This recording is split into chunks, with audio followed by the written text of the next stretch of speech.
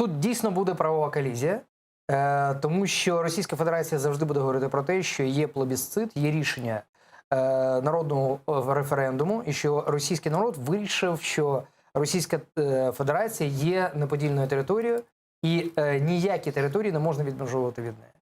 Але з іншої сторони, все міжнародне співтовариство говорить про те, що Крим є окупованою територією, що вона є незаконно окупована територія Російською Федерацією, Крим. І фактично вся міжнародна спільнота, всі міжнародні договори і Україна мають наполягати якраз на тому, що Крим є частиною України.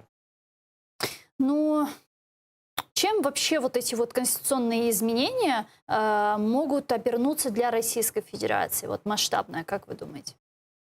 Ну, по-перше, в Російській Федерації вже виникають якісь приклади непокори.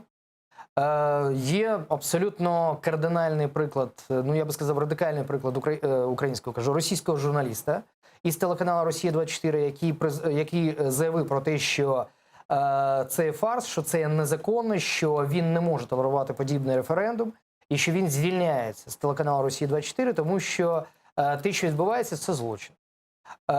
Є дуже багато інших заяв, які ми там мало і менше чуємо, але вони є. Була ціла така акція і Фейсбук-рух російських громадян, які говорили про те, що вони не підтримують референдум, який відбувається зараз.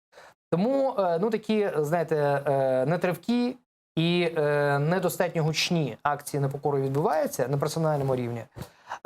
Але, я думаю, що загалом Російська Федерація скаже про те, що народ вирішив, що десь 85% людей хочуть, там чтобы... даже по результатам экзит-пола сейчас ЦИОМа говорят, что 76% респондентов уже за внесение поправок в Конституцию России. Ну, мы же понимаем, что деяка это інформація говорила про те, що 85%.